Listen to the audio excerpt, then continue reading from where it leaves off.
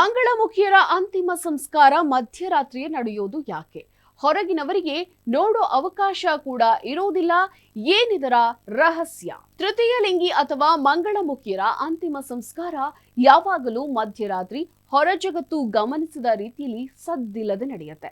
ಹೊರಗಿನವರು ಯಾವುದೇ ಕಾರಣಕ್ಕೂ ಮಂಗಳಮುಖಿಯರ ಅಂತಿಮ ಪಯಣ ಮತ್ತು ಅಂತ್ಯಕ್ರಿಯೆಯಲ್ಲಿ ಭಾಗವಹಿಸುವಂತಿಲ್ಲ.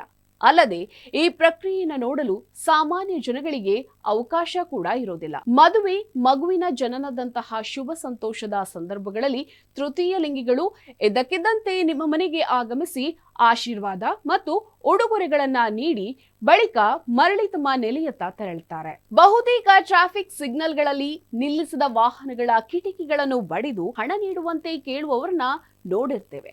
ಪ್ರಚಲಿತದಲ್ಲಿರುವ ಲೈಂಗಿಕ ದೃಷ್ಟಿಕೋನಕ್ಕಿಂತ ಭಿನ್ನವಾದ ಲೈಂಗಿಕ ಆದ್ಯತೆಗಳನ್ನು ಹೊಂದಿರುವ ಈ ತೃತೀಯ ಲಿಂಗಿಗಳ ಪ್ರಪಂಚವು ಸಂಪೂರ್ಣವಾಗಿ ಭಿನ್ನವಾಗಿದೆ.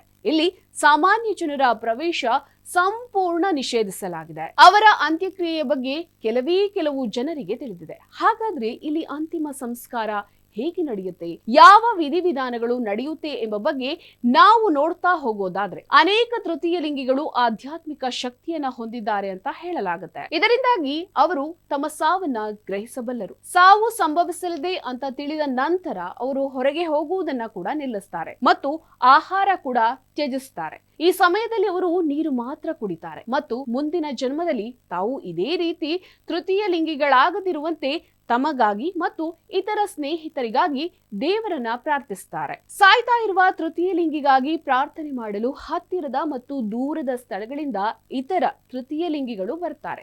ಇನ್ನು ಸಾಯಲಿರುವ ಮಂಗಳಮುಖಿಯರ ಪ್ರಾರ್ಥನೆಗಳು ಬಹಳ ಪರಿಣಾಮಕಾರಿ ಅಂತ ನಂಬಿಕೆ ಕೂಡ ಆ ಸಮುದಾಯದಲ್ಲಿದೆ. ಸಾಯ್ತಾ ಇರುವ ತೃತೀಯ ಲಿಂಗಿ ಅಥವಾ ಮೃತಪಟ್ಟ ಮಂಗಳಮುಖಿಯ ಬಗ್ಗೆ ಅವರ ಸಮುದಾಯದ ಹೊರತಾಗಿ ಯಾವುದೇ ಹೊರಗಿನವರಿಗೆ ತಿಳಿಯಬಾರದು ಅಂತ ಮುನ್ನೆಚ್ಚರಿಕೆಯನ್ನ ಕೂಡ ವಹಿಸ್ತಾರೆ. ಮೃತದೇಹವನ್ನ ಎಲ್ಲಿ ಹೂಳಲಾಗ್ತಿದೆ ಅದರ ಬಗ್ಗೆ ಅಧಿಕಾರಿಗಳಿಗೆ ಮುಂಚಿತವಾಗಿ ತಿಳಿಸಲಾಗುತ್ತೆ.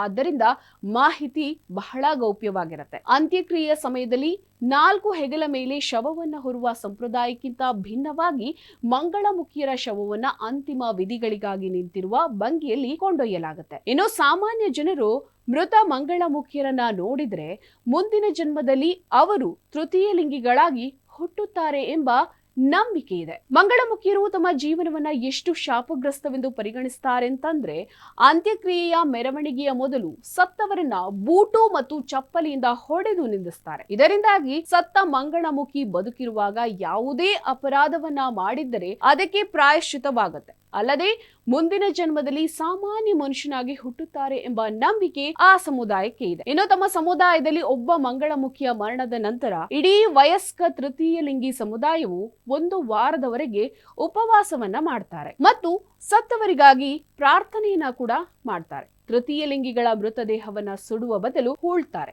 ಅಂತ್ಯಕ್ರಿಯೆಗಳನ್ನ ರಹಸ್ಯವಾಗಿ ಮತ್ತು ಸರಳ ರೀತಿಯಲ್ಲಿ ಮಾಡಲಾಗುತ್ತೆ. ಮೃತದೇಹವನ್ನ ಬಿಳಿ ಬಟ್ಟೆಯಲ್ಲಿ ಸುತ್ತಲಾಗುತ್ತೆ. ಇದು ಸತ್ತವರು ಈ ದೇಹ ಮತ್ತು ಈ ಪ್ರಪಂಚದ ಎಲ್ಲಾ ಸಂಪರ್ಕವನ್ನ ಕಳೆದುಕೊಂಡಿದ್ದಾನೆ ಅಂತ ಸಂಕೇತವನ್ನ ಕೊಡುತ್ತೆ. ಪವಿತ್ರ ನದಿಯ ನೀರನ್ನು ಬಾಯಲ್ಲಿ ಸುರಿಯುವ ಪದ್ಧತಿ ಕೂಡ ಇದೆ. ನಂತರ ವ್ಯಕ್ತಿಯನ್ನು ಸಮಾಧಿ ಮಾಡಲಾಗುತ್ತೆ. ಒಟ್ಟಿನಲ್ಲಿ ಮಂಗಳಮುಖಿಯರ ಸಂಸ್ಕಾರ ಬಹಳ ವಿಭಿನ್ನವಾಗಿರುತ್ತೆ.